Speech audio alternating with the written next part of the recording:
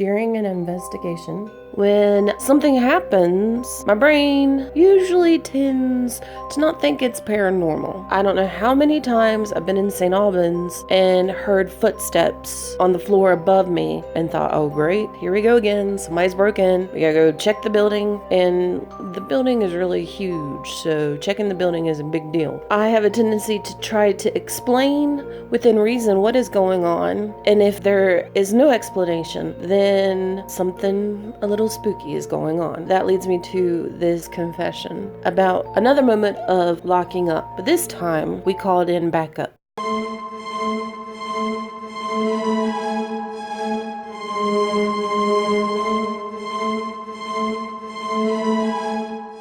This actually did scare somebody in our community. Once again, we're at St. Albans, and we just got done with another event. There might be a pattern here.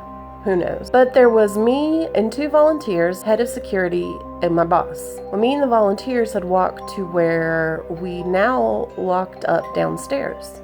And there's a stairwell there leading upstairs into the building and downstairs to the file room. As we're standing there talking, we hear what sounds like a woman talking downstairs. Okay, we stop talking and we listen hard. And you don't know what it feels like to listen hard until you become a paranormal investigator and you're just trying to hear. But we didn't really have to listen hard. We heard her, again, talking downstairs. Here's the thing, it wasn't unusual for us to have a huge event and somebody hide in the building. The building is huge with tons of nooks and crannies, and we've had people hide before. Of course, our alarms always catch them, but we've had people hide. And I thought, okay, this is what's going on. Somebody is downstairs hiding. So I go and I alert head of security. He comes out to the stairwell and he stands there and he hears it. He hears a woman talking downstairs. So at this point, we knew that there was somebody downstairs. They were hiding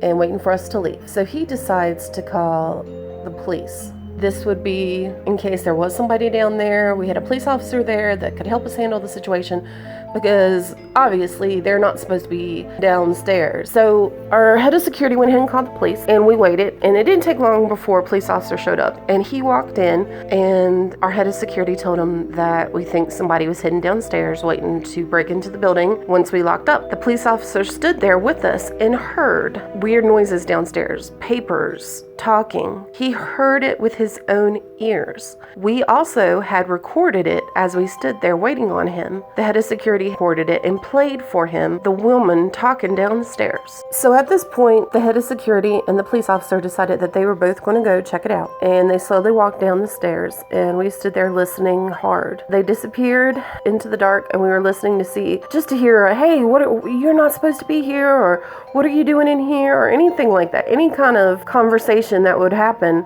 We didn't hear anything, and we waited. And then something in the back of my mind would be like, oh no. Then our head of security and the police officer came back upstairs and looked at us and said that there was nobody down there. They checked everywhere. It was 2 bathrooms, 2 rooms, and this huge extra room, and they checked it all, and nobody was down there. The police officer, he was very uncomfortable, and he left shortly after. We did find out that he called his sergeant and told him to never send him to the building again. I'm pretty sure it scared him and made him see things a little differently. And what did we do after the police officer left? Me and the volunteers went to Sheets for nachos. It was pretty much a normal, regular day for us at St. Albans Sanatorium. If you can, please like, subscribe, share, and if you want to be notified every time I post a video, just hit the bell. You know, just give it a nudge, and it'll notify you when I post a video. I'll try to post as often as I can. I want to thank you for your time. I hope you enjoyed it. Looking forward to sharing more things with you. And so for right now, I'm Jessica Ida. I'm a paranormal investigator, and this is my confession.